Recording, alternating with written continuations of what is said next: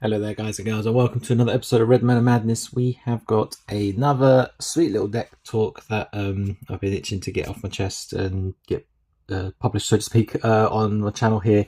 And that is with another deck talk with another two-cost commander that I've been having a lot of fun playing with, and that is Miriam, the Herd Whisperer. Very, very artifact creature and mount heavy in terms of the deck itself. Very, very simplistic. It is basically Cowboy Counters with vehicles and mounts. It's the best way of explaining that. Quite cheap as well. Definitely the cheapest deck I've ever managed to put together. I think it was rolling around about just under the £40 mark, maybe 38 quid. So was very, very simple, very, very easy to put together. And with the simplicity of how the deck runs, it's very, very nice and smooth sailing, so to speak, playing the deck itself. So what is Miriam? So Miriam is a two-cost commander. No surprise, I have a thing for two-cost commanders here, you know, with so many out there forcing you to break up your traditional way of playing things sometimes. Maybe not so much with Miriam. Like I said, it's very, very similar to Cowboy Counters. If you ever played back in the day, the Innistrad Midnight Hunt precon, the Cowboy Counters is literally a human tribal, and it revolves around making lots and lots of very big creatures. And it's again a very that itself. I have that deck as well, and it's very, very simplistic in terms of the way that it's played. And this is no different. So whenever, so as long as it's your turn, mounts and vehicles you control have hexproof, which is really, really nice. So on your turn, everything has hexproof, giving your creatures, or your vehicles and your mounts anyway, at least, protection from instants and sorceries. So if you do end up swinging wide with a couple of things and they're quite big, kind of forces your opponent in a very desperate situation when they can't really do anything about it, apart from either blocking with something and losing that creature, or taking the damage altogether, and not able to interact and remove them, which is quite nice. And whenever a mount or vehicle you control attacks, put a 1/1 counter on it. That's quite nice. So we'll go through talks of the decks, and through the different elements for the creatures, artifacts, instants and sorceries. The lands themselves, 36 if I'm not mistaken.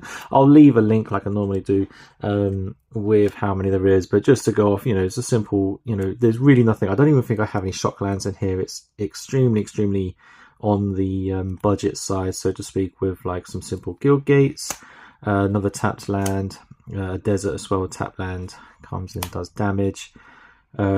This one taps for 2 colorless, but you return 1, it's not too bad. A couple of utility lands, again with the enabling to sacrifice this land for a pilot. So if you're in a comfortable position with your lands and you want to create some creatures, especially to use the pilots to saddle or crew, this is fairly handy. More simple tap lands, like it's nothing. Command Tower, Miriam Landscape, that's probably the most expensive land in there for about 3 quid or so. And then the rest of it are just like basic. I've just added a few bits and bobs in there. Very, very simple. Like with this deck, there's loads and loads of room to upgrade and make this maybe a little bit more competitive with, like, obviously with the land base, maybe certain spells and definitely certain creatures as well. But I'm quite happy with the way this deck has gone so far. I've definitely play tested it a couple of times, a few times in Heads Up Commander. Absolutely steamrolled in one-on-one, playing some, with some friends over Discord and stuff, playing some Heads Up Commander, and just with the lack of ability of interaction on my turn, in creating massive creatures, my opponents have had no choice but to submit and take like lots of damage and lose the game, which is really, really nice. There are some cons to this deck. I've noticed is like where it's so creature heavy, I don't have much graveyard recursion, so suffering with a board wipe really hurts this deck. If you've got the majority of your key cards out, like big players, big creatures, creating lots of tokens and creating lots of 1/1 counters and stuff, and then you lose that subsequent to a board wipe, it does hurt you quite a bit. I have found a couple of ways to help try and mitigate that. It's a little circumstantial, but we'll get into that in a second. So with the creatures, oh crap, I've completely forgotten how many creatures we have, but we'll go through them anyway.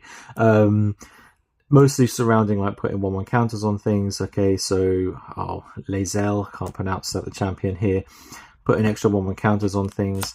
Evolution Sage, you know, with the proliferate, again with the counters. Renata, more counters. This makes them cheaper with more counters that you have on them. And creature spells cost 1 less to cast for each creature you control over 1/1. So if you've got like, you know, 5 or 6 creatures, which, you know, with 1/1 counters on it, which is actually quite easy to do. You know, your creature spells are costing 6 less. That's nuts. You know, that's easy. This one's quite nice. It gives trample, and you get to play things, preferably artifacts, from your hand. You know, vehicles anyway, from your hand onto the battlefield. Put 1/1 counters on them. The Falconer, everything with 1/1 has flying, which is nice, kind of like a no-brainer. The Whispered Hopes as well. Additional 1/1 counters. Again, additional 1/1 counters with the Mentor. The Guide Bot, a little bit of card draw here. You know, you're going to hit this easy. I feel like by the time if this isn't in your opening hand and you draw him like, you know, 5 or 6 turns in, and you've got a board state, you're tapping this for nothing to draw cards, which is handy. The Pride Malakin, sorry, the fucking focus keeps going. Creatures with 1/1 gets to trample. And then onto a few creature cards that benefit from being tapped. So these are like your crewers, basically, the ones you want to mount. So whenever he becomes tapped, you gain 1 life and draw a card. And the idea behind this is that you're not going to be attacking with him to tap him. You're going to be tapping him to crew or mount these other creatures or the vehicles to gain this ability, which is really, really good. So a little bit of card draw and life gain. Kona's really, really nice at the beginning of your second main phase. If he's tapped, again, easily he's going to be tapped all the time because you're going to be using him to crew things and mount things. And you get to put a permanent card from your hand onto the battlefield. Very, very nice. Helps you get ahead without the need to spend mana. Again, the beginning of second main phase. If it's tapped, 1/1 counter on the target creature. Rip. At the beginning of your second main phase, you know, if it's tapped, which it will be because you're using him to crew, you can look at the top X cards of your library, where X is its power, so it's 4 for now, but if you're putting 1/1 counters on him, this could be much bigger. Put any number of creatures or vehicle cards with different powers from among them into your hand, and then put the rest at the bottom of your library in random order. So that's quite nice. So if you make him really, really big, and he's like a 10/10, and you're tapping him to crew something, to mount something on your second main phase, you're just filtering the top of your library to get like the other vehicles and other mounts that you want, which is really, really nice. A Tentative Sunscribe enables you to scribe on your second main phase. The Reluctant Role Model, put other counters on when he's tapped on the second main phase, which is nice, either flying or lifelink or a 1/1 counter. That's quite nice. And when he dies, you know, if he had counters on him, put them on to 1 target creature. So you could, as you're making things bigger, you know, you'll see that, you know, he will get bigger over time as well. And if he does end up dying, you can put that onto something else. A little bit of graveyard recursion with the Shepherd of the Clouds here. It's not massive, but when he enters, there are 1 or 2 minor flicker effects where you could like crew a mount and flicker and have him enter and return something else. But 3 or less, picking's a little slim, but you'll be able to return something. But it's not much. It's very circumstantial. Sorry. The Frontier Seeker allows you to reveal a mount or a creature card or planes, put them into your hand. The rest, when it comes in, it's not too bad. This one's I quite like. So he's like another one where you use him to crew more than anything. I wouldn't really attack with him. Well, you could do if you're putting counters on and he's big and there's no consequence to the attack. But this is more to maybe early doors as you're crewing him, using him to crew, because as long as he remains tapped, no more than one creature can attack you each combat. So you could swing wide on your turn, and because he's tapped, if anyone wants to retaliate, they can only attack you with 1 creature, which isn't too bad. So I quite like this. 3 is quite cheap. 3/2 is not too bad. He has first strike as well, so it's not too bad. You know, but you can attack with him normally. Maybe once you make him, when you pump him up and get him bigger, putting 1/1 counters on him. So it's not too bad. I quite like this card. Definitely, if you can find ways of like slowing down your opponent in terms of retaliation attacking you, I think it's quite good. This one's more for the sacrifice ability.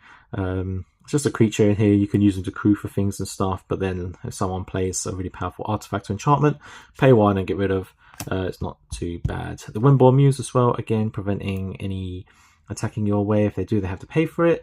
So it's not too bad. Hopefully it will entice your opponents to attack the other guys rather than you, because they don't want to pay for that kind of stuff. And again, with Miriam as well, like, you know, if they choose to attack, they can only attack with 1. Can't cast spells during your turn. Again, combined with your commander, just completely locking out your opponent on your turn, which is kind of cool. And then, you know, enables the card draw as well. With all the 1/1 counters going on your creatures, you're going to be attacking with basically everything that's going to have more power than its base power because of the 1/1 counters. So you get to draw a card for that, and a couple of mana dogs as well, just to help. So those are the base creatures, so to speak. I feel like some of them are really synergistic with the mounts and vehicles, you know, enabling to get a little bit of card draw, more counters, filtering through your library. It's kind of cool. So we'll go on to the mounts and the vehicles themselves. The big horn here, when it attacks while saddled, you create a token, which is kind of nice. Some more creature making. This one has lifelink and flying. And when it attacks while saddled, it gets +X/+X, and there's a couple of mounts in here, which isn't too bad. So you're probably at least adding on, you know, maybe once you get a bit of a board state, minimum at least 3 or 4 attack on this. So be getting like +3, +4, plus the lifelink as well is not too bad. The loyal steed is kind of cool. So when it enters its scries, and when it attacks while saddled, at the end of the combat, you exile it and 1 creature that saddled it, and then return them to the battlefield under their owner's control. So again, with that, you know, anything with an ETB, maybe the shepherd, allowing, you know, re-triggers of certain things. So when he enters as well, you get to scry again, which is kind of cool. You know, with the 1/1 counters, it gets a little bit bigger, but kind of pointless because it loses them because it goes into exile. But I feel like potentially with some ETB triggers, you get a little bit of benefit from that, so that's not too bad. With Tumblewag as well, beginning combat, put a 1/1 counter on target creature, and then you get to double when it attacks, when it's saddled, double the 1/1 counters on target creature, which is gigantic. I've made very, very large creatures thanks to that. I'll leave the vehicles till last. I'll go through the rest of the mounts. The Seraphic Steed is really, really cool. When it attacks, create a 3/3 White Angel creature token, which is really, really cool. Vehicle mounts. The District Mascot, whenever it attacks while saddled, put 1/1 counter on it. You can get to remove 2 and destroy target artifacts. That's quite cool. As long as you've got the mana for it, and as long as you're piling on lots of 1/1 counters, you pretty much have artifact removal at your disposal here. And a saddle for 1 as well is not too bad. Nice cheap little creature, and it can get big pretty quick. I think I managed to play a game once, and I had him up to like 14, a 14/14 I think, which is really, really cool. The Trained Onyx, when it attacks, gains first strike and you get to scry, which is kind of cool. First strike is not too bad. This is a big one. I've managed to, like, I don't think so far I've yet to pay the 6. I've always managed to cheat him out somehow with some of the other cards and stuff, with Kona, for example. But yeah, if you can get him out really, really quickly, when he attacks while saddled, 1/1 counter on each other creature you control, and you gain life for those creatures. So if you've got 10 creatures out, you're putting 10 1/1 counters out there, and you're gaining 10 life. Massive, massive, massive. It's pretty cool. So here's one of the ways of kind of protecting against board wipes a little bit. The Bulwark here is quite nice. So whenever it attacks while saddled, put 1/1 counter on a target creature. You get to sacrifice this creature as well, and creatures you control with counters on them get hexproof and indestructible. So a little bit of protection from board wipes. Again, like I said, there's not much graveyard recursion, and this deck does suffer if it suffers from board wipes. Like, the way to control this, if you get board wiped, I think I played a game once and I got board wiped like 3 times, and it just got to a point where I was just drawing a card and passing a turn because I couldn't do anything and I had an empty board almost, because I just got locked, just got shut down, so to speak. And creatures with the card draw that was giving me loads of card draw, they're gone and I can't return them. Yeah, it does suffer a little bit. So this was a recent addition when I was making some adjustments, thanks to Aether Drift. When Aether Drift came out, it was kind of cool with some new vehicles and mounts and stuff. So yeah, added him in there, a little bit of board protection. The giant beaver, when it attacks, will saddle, put a 1/1 counter on the creature that's saddled it this turn. It's not too bad. Then it has vigilance. The grizzly as well, when it attacks, will saddle creatures you control, gain trample till the end of turn. Saddle 1 as well. It's not too bad. So yeah, trample effects. So the vehicles, so the graders carved, just simple vehicles. I don't think I've got anything mega expensive or crazy in here in terms of the vehicles, but they're fairly big. They have nice little cool abilities. This card, though, or as much as this card seems okay, so when it attacks, look at the top card of your library. If it's a land card, put it into the battlefield tapped. I kid you not. I don't think I have yet to hit a land when I get the attack trigger for this. This is actually really, I'm tempted to take this out, but a 4/4 that gets 1/1 counters, like this is, I've managed to play games and this gets big, because it's only a 3, it comes in, turn 4, sometimes your opponent is still like ramping up, or they've only got little creatures out, nothing huge, and then you're swinging with a 4/4, 9 times out of 10 they let it through. So this survives a fair few times without little consequence, but this ability absolutely triggers me, like, because I have yet to hit a freaking land from the top card of my library to put into the battlefield tap. I thought, yeah, I'll add this, I might ramp up really, really well. Do I? No, I don't. Hate this card.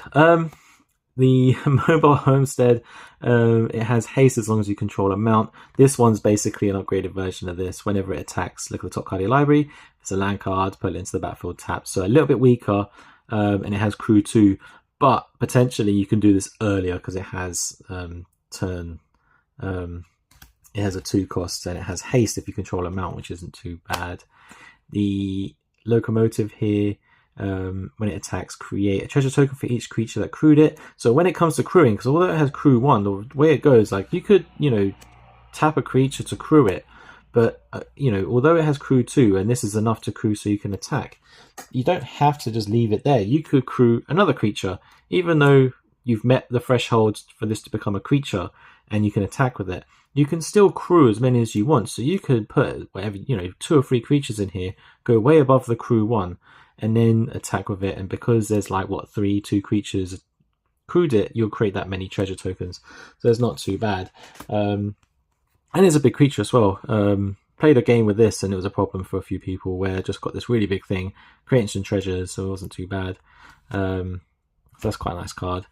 The Cultivator's Caravan, it's like a mana rock essentially, but then if you want, it becomes a 5/5 creature, which is pretty damn big. When this enters, you gain 2 life. Again, mana rock and crew 2 for 4/2, not too bad. And a simple 6/6 with crew 3 with this crusher vehicle here. Again, I don't have like crazy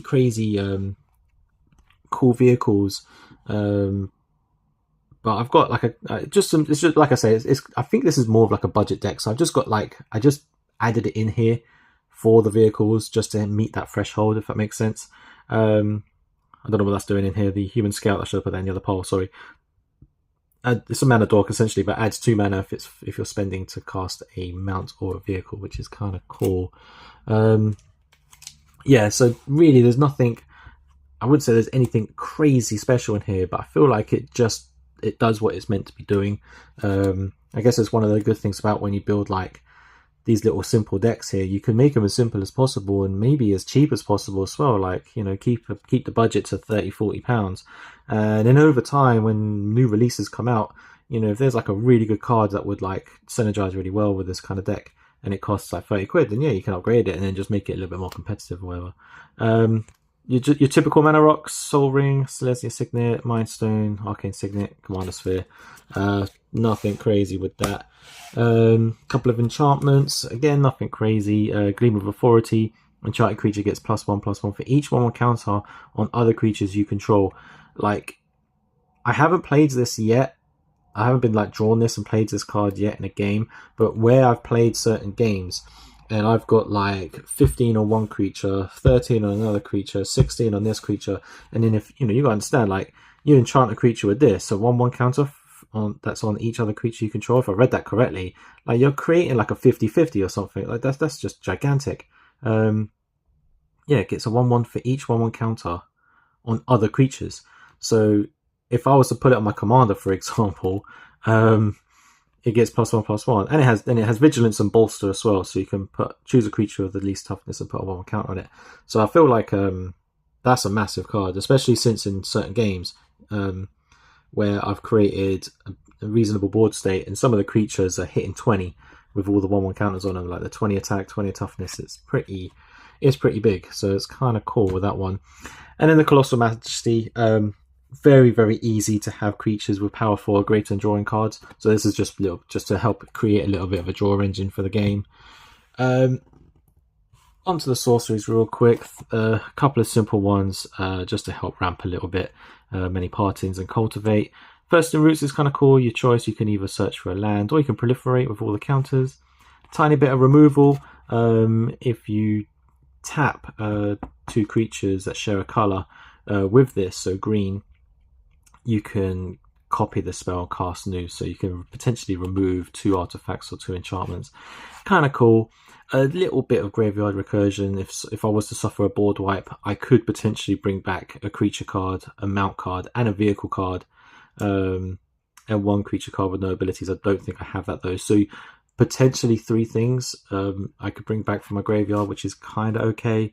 And Requisition Raid, a little bit of removal, and again with the counters, which is not too bad. I mean, for 4 to remove an artifact and an enchantment and a 1/1 counter on each creature like that a player controls, which obviously would be me, that's not too bad for 4 mana.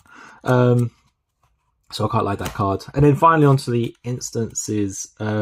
Again, so this is where my thought process was to try and protect from the board wipes. The Ghost Way, remove each creature you control from the game, return them to play under their owner's control at the end of the turn. So someone could play a board wipe, you in response play that, exile everything, the board wipe happens, they end their turn, they all come back.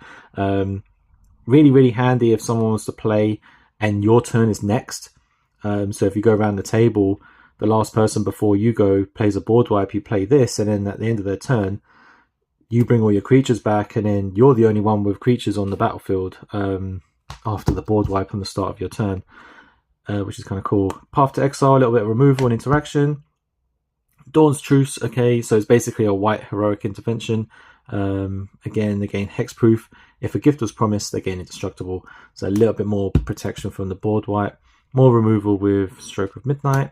Semester's End is another one. Basically, it's the same as Ghost Away, exile any number of target creatures or planeswalkers, and at the end of at the beginning of the next end step, return them to the battlefield. But they get 1/1 counters. So with what would be really good is if you stack the ETBs in a certain way, you could have certain creatures that come in first, and then if they come in with 1/1 counters on it, and then if you was to play the other creatures as they come into play, they come in with additional 1/1 counters plus these ones because of like the ETB triggers. So there's a way you could like stack the way they enter, so it's not too bad. Swords of Plowshares, interaction, and Condemn as well. Put target attacking creature at the bottom of his owner's library. Gains life. So costs 1, it's cheap. I just wanted to like as cheap as possible, as easy as possible to help with a little bit of interaction. It's not a lot, I don't think. It probably could do with a bit more. When I build decks like this, I think one of my weaknesses is I never really put enough interaction into a deck.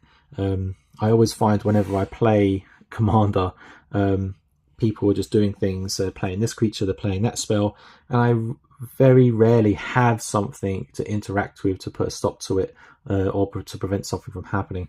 So yeah, something I need to maybe work out. I always maybe go a little bit too heavy on one thing, and I never really have enough on another.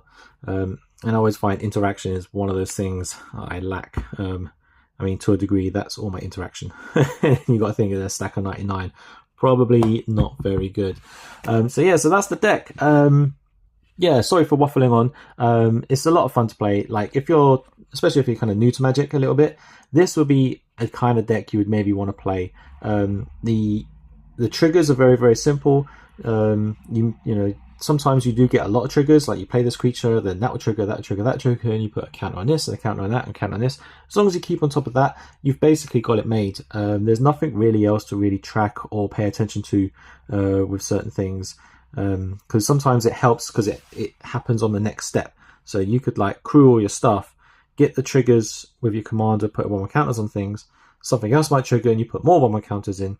You then deal the damage and resolve the damage. On your second main phase, depending on the creature, if they're tapped or not, they then trigger. So I feel like some of the triggers are a little bit more staggered and staged, so it's a bit easier to track and monitor, in my opinion anyway, because I play certain decks and I'm always missing triggers, like Shurikai, for example. I've got a Shurikai deck and that thing triggers like 20 things every turn sometimes when it pops off, and I miss half of them.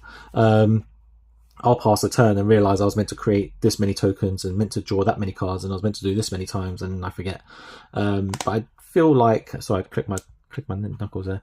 I feel like the Miriam here is a very, very simplistic commander, and it's definitely a joy to play. So yeah, let me know what you think. I'll leave the link in the description like I normally do.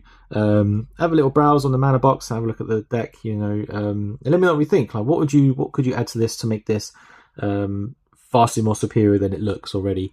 It is quite easy. It does create a board state quite easy, in my opinion, that I've had in the past. You know, maybe I've just been lucky with certain games, but it definitely feels like if I'm left to my own devices, or if I don't get interacted too much and no one really does anything, I have the potential here to create a very serious board state, creating very large vehicles, very large mounts, and on all my attacks, create all these triggers, making them even bigger, getting a bit of card drawing, gaining a little bit of life even, and then, you know, then people need to start figuring a way of dealing with it.